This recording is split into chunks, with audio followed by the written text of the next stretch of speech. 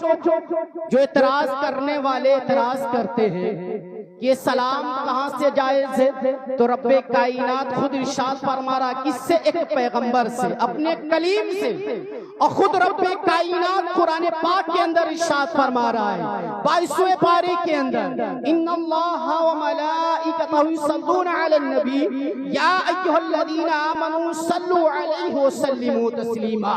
قرآن کا بھی فرمان ہے، اللہ رب العزت موسیٰ علیہ السلام سے بھی فرما رہا ہے۔ تو اعتراض کرنے والے نے جب اعتراض کیا کہ تم نبی کے اوپر سلام کیوں پڑھتے ہو، تو ایک عاشق نے اپنے قلم کو اٹھایا، اعتراض کرنے والے کو جواب دیا۔ کس انداز میں دیا؟ یوں فرماتا ہے، ایک عاشق کیا کہتا ہے، حضرت آدم سے لے کے حضرت عیسیٰ تلک، حضرت آدم سے لے کے حضرت عیسیٰ تلک سارے نبیوں نے پڑھا ہے الصلاۃ والسلام، سارے نبیوں نے پڑھا ہے الصلاۃ والسلام۔ پھر اعتراض کرنے والے نے اور جب اعتراض کیا تو عاشق اپنے دل میں یعنی جذبہ لاتا ہے محبت عشق محبت رسول کا، اور یوں کہتا ہے سر قلم کر دو میرا یا کاٹ دو میری زبان۔ یہ کس سے کہہ رہا ہے؟ جو سلام کے اوپر اعتراض کر رہا ہے، جو سلام کے اوپر فتویٰ دے رہا ہے، جو سلام کو ناجائز بتا رہا ہے، جو سلام کو گناہ بتا رہا ہے،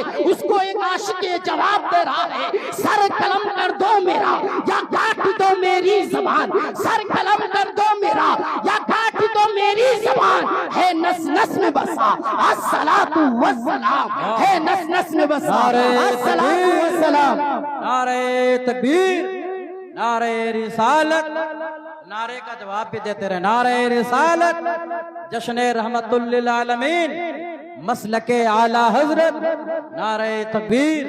نعرہ رسالت۔ سر قلم کر دو میرا یا کاٹ دو میری زبان، ہے نس نس میں بسا الصلاۃ والسلام۔ پھر اعتراض کرنے والے نے جب پھر اعتراض کیا تو ایک عاشق نے یوں کہا، اس کا منہ بند کر دیا، یوں کہا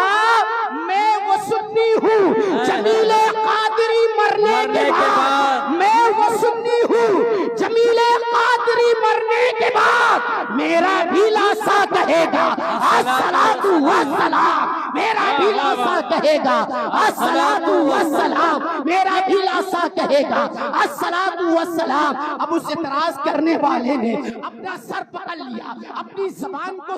موڑ رہا ہے، اپنے دل کے اندر وہ چل رہا ہے، اس کے جسم کے اندر آگ لگی ہوئی ہے۔ اب وہ سوچ رہا ہے سوال کروں تو کیا کروں، ابھی تو یہ زندے میں پڑھ رہا تھا، ابھی جب زندہ تھا تو نبی کی بارگاہ میں سلام پڑھا ہے، اب تو یہ کہہ رہا ہے کہ مر بھی جاؤں گا تبھی میرا جسم بھی میرا جنازہ بھی نبی کے اوپر سلام پڑھے گا۔ تو اعتراض کرنے والے نے پھر ایک اپنی بدھی اپنے دماغ میں سلجھائی اور یوں کہا یہ بتائیے ٹھیک ہے تم رمدواری کی سرزمین کے اوپر رہ کر نبی کی بارگاہ میں سلام پڑھتے ہو، نبی کو یاد کرتے ہو، کیا نبی آخر الزمان تمہارے سلام کو سنتے ہیں، تمہاری آواز کو سنتے ہیں، تمہاری سماعت کو سنتے ہیں؟ تو ایک عاشق نے یہ میرے امام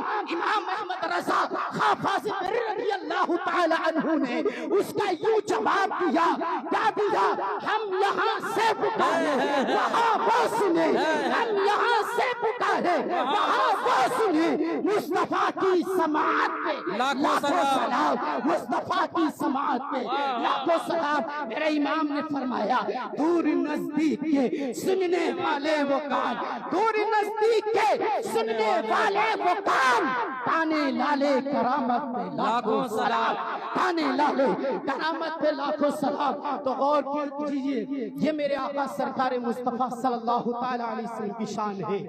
اللہ خود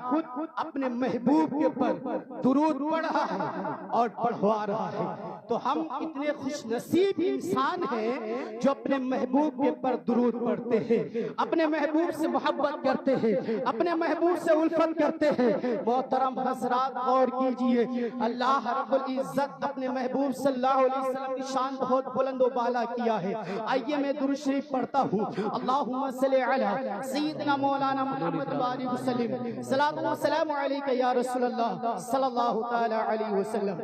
محترم حضرات خطبہ مسونہ کے بعد میں نے جس آیت مبارک پڑھنے کا شرف حاصل کیا، اللہ رب العزت قرآن پاک کے اندر ارشاد فرماتا ہے الف لام میم ذالک الکتاب لا ریب فیہ، یعنی یہ وہ کتاب ہے اس میں کوئی شک اور شبہ نہیں ہے۔ قرآن پاک کے اندر کوئی شک اور شبہ نہیں ہے، یہ وہ معتبر کتاب ہے، کیونکہ اللہ رب العزت نے آپ سورہ فاتحہ پڑھیں گے، سورہ فاتحہ پڑھنے کے بعد جیسے ہی سورہ بقرہ کا آغاز کریں گے، اللہ رب العزت نے اعلان کر دیا اور بتا دیا الف لام میم ذالک الکتاب لا ریب فیہ، یعنی یہ وہ کتاب ہے اس میں کوئی شک اور شبہ نہیں ہے۔ میرے آقا سرکار مصطفیٰ صلی اللہ تعالی علیہ وسلم نے ارشاد فرمایا تم میں بہتر وہ شخص ہے جو قرآن سیکھے اور سکھائے، جو قرآن سیکھے اور سکھائے، تم میں بہتر وہ ہے۔ محترم حضرات غور کیجئے، میرے آقا رحمت للعالمین صلی اللہ تعالی علیہ وسلم ارشاد فرماتے ہیں کہ اپنے گھر کو قبرستان نہ بناؤ، تو صحابی رسول عرض کرتے ہیں یا رسول اللہ گھر قبرستان کیسے بنتا ہے؟ میرے آقا رحمت للعالمین صلی اللہ تعالی علیہ وسلم نے ارشاد فرمایا کہ جس گھر میں قرآن نہ پڑھا جائے وہ گھر قبرستان ہو جاتا ہے، اور جس گھر میں قرآن کی تلاوت کی جاتی ہے، جس گھر میں سورہ بقرہ پڑھا جاتا ہے، اس گھر سے شیطان بھاگتا ہے، اس گھر سے شیطان بھاگتا ہے۔ تو جس گھر میں قرآن نہ پڑھا جائے تو وہ گھر بھی یعنی قبرستان ہو جاتا ہے۔ میرے نبی سرکار مصطفیٰ نے یہ بھی ارشاد فرمایا ہے کہ جس کے سینے کے اندر قرآن محفوظ نہ ہو وہ سینہ جو ہے ویران ہو جاتا ہے، وہ سینہ ویران ہو جاتا ہے۔ غور کیجئے، میرے آقا سرکار مصطفیٰ صلی اللہ تعالی علیہ وسلم نے ارشاد فرمایا کہ جس نے قرآن حافظ قرآن کی عزت دی گویا اس نے میری عزت دی ہے۔ اب اس حدیث پاک کو آپ اپنے ذہن میں نشی کر لیجئے اور حافظ قرآن کی عزت کیجئے، یہ نہ سمجھیں بلکہ یہ سمجھیں ہم حافظ قرآن کی عزت کریں گے تو اس کے بدلے میں نبی آخر الزماں کی ہماری عزت ہوگی، ہم نبی کی تعظیم کریں گے، ہم نبی سے محبت کریں گے، ہم نبی سے الفت کریں گے۔ اس لیے آپ حضرات اپنے حافظ قرآن سے آپ محبت کیجئے۔ محترم حضرات اور کیجئے، میرے آقا سرکار مصطفیٰ صلی اللہ تعالی علیہ وسلم نے ارشاد فرمایا ہے کہ جس نے قرآن پاک کو حفظ کر لیا اور اس کو یاد کر لیا، اس کے پر قائم رہا، میرے نبی ارشاد فرماتے ہیں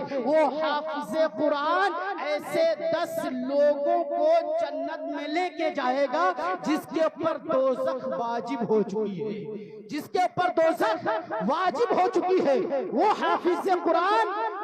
ایسے لوگوں کو جنت میں لے کے جائے گا۔ اب سوچو، یہاں پہ سوچنے کی بات ہے،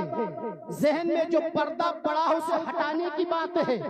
آج کہنے والے کہتے ہیں کہ نبی شفاعت کیسے کریں گے، نبی کی شفاعت تو قبول ہی نہیں کی جائے گی۔ تو غور کیجئے، جب ایک حافظ قرآن کی یہ شفاعت کا مرتبہ ہے کہ جس کے اوپر جس کے اوپر دوزخ واجب ہو چکی ہے وہ 10 لوگوں کو جنت میں لے کے جائے گا، تو سوچو جس کے اوپر قرآن نازل ہوا ہے، جس آخر الزمان کے اوپر اللہ نے اپنا کلام نازل کیا ہے،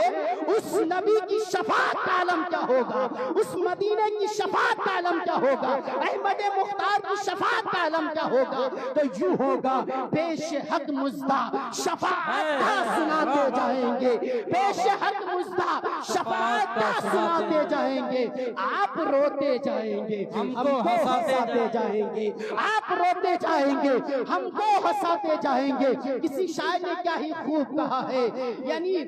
ڈھونڈا ہی کریں گے صدر قیامت کے سپاہی، ڈھونڈا ہی کریں گے صدر قیامت کے سپاہی، وہ کس کو ملے جو آپ کے دعوت میں چھپا ہو، وہ کس کو ملے جو آپ کے دعوت میں چھپا ہو۔ غور کرو، یہ میرے نبی سرکار مصطفیٰ صلی اللہ تعالی علیہ وسلم کی شان ہے، اور آپ تاریخ کا مطالعہ کیجئے، آپ تاریخ کو اٹھا کے دیکھیے، جب ابتدائے اسلام سے لے کر آج تک ہر ایک مذہب اور ہر ایک اسلام کے دشمنوں کی یہی سوچ ہے کہ اسلام کو مٹایا جائے، اسلام کو کمی بیشی کی جائے، اسلام میں گھٹایا بڑھایا جائے۔ مگر غور کیجئے، یہ وہ کتاب ہے، اللہ رب العزت نے بہت سی کتابوں کو نازل کیا ہے، مگر ان کتابوں کی خود ذمہ اللہ نے نہیں لیا ہے، انہیں امتیوں کو دے دیا، نبیوں کو دے دیا، اس لیے ان میں لوگوں نے گھٹا بڑھا دیا ہے۔ مگر قرآن پاک کی حفاظت خود رب کائنات کر رہا ہے، اس کی نگہبانی خود رب کائنات کر رہا ہے۔ آپ پوچھنے والے پوچھیں گے، اے ابو حذیفہ خان نوری، یہ کیسے ہے کہ اللہ رب العزت قرآن پاک کی حفاظت کر رہا ہے؟ تو رب کائنات نے قرآن پاک کے اندر ارشاد فرمایا، اِنَّا نَحْنُ نَزَّلْنَا الذِّکْرَ وَإِنَّا لَهُ لَحَافِظُونَ، یعنی رب فرماتا ہے کہ میں نے ہی قرآن کو نازل کیا ہے اور میں خود اس کی حفاظت کرتا ہوں، اس کی نگہبانی کرتا ہوں۔ محترم حضرات، دنیا کے اندر تمام مذہب ہیں اور تمام مذہبوں کے کتابیں ہیں، اور ہر ایک مذہب کا شخص یہ کہتا ہوا نظر آتا ہے کہ ہمارا مذہب حق ہے، ہمارا مذہب سچ ہے، اور یہ کہتا ہے کہ ہماری جو کتاب ہے وہ سچی ہے، ہماری کتاب جو ہے افضل و اعلیٰ ہے۔ مگر اسی مذہب سے، اسی مذہب کے ماننے والی کتابوں سے پوچھا جائے کہ یہ بتا تو کہاں سے آیا، تجھ نے کس نے بھیجا ہے، تو اس کے پاس کوئی جواب نہیں ہے۔ وہ یعنی سارے مذہب اور تمام مذہبوں کی کتاب جھوٹی کی جھوٹی رہ جاتی ہے۔ مگر جب قرآن سے کسی نے سوال کیا، اے قرآن تو بتا تیرا نام کیا ہے، تو قرآن نے ارشاد فرمایا، بل ہوا قرآن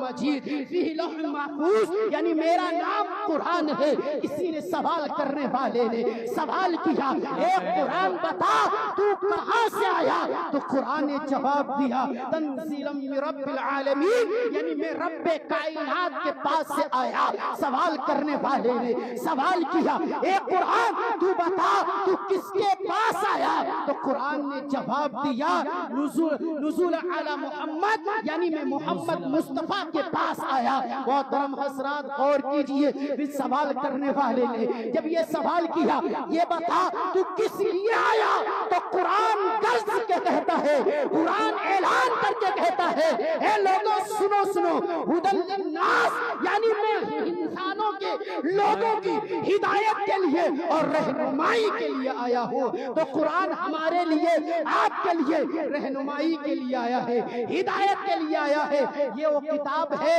کہ مٹانے والے تو مٹ گئے ہیں مگر قرآن نہیں مٹا ہے۔ آپ دیکھتے ہوئے آ رہے ہیں، جو بھی دشمن اپنا منہ کھولتا ہے تو وہی کہتا ہے کہ اسلام کو مٹا دیا جائے، یہ کہتا ہے محمد مصطفیٰ کی شان میں گستاخی کرتا ہوا نظر آ رہا ہے، یا کہتا ہے قرآن کو مٹا دیا جائے۔ مگر غور کیجئے، یہاں پہ رمدواری کے لوگوں نے یہ ثابت کر دیا ہے، اے لوگوں سنو سنو، قرآن ایسی معتبر کتاب ہے جسے ہم اپنے گاؤں کے بچوں کے سینوں کے اندر ہم نے محفوظ کروا دیا ہے۔ یہ وہ کتاب، تم اپنی کتاب کو مٹانے کے لیے تمہاری جو سازشیں ہیں وہ دھری کی دھری رہ جائیں گی۔ تم کاغذ کو بند کر سکتے ہو، تم تختوں کو بند کر سکتے ہو، تم روشنائی کو بند کر سکتے ہو،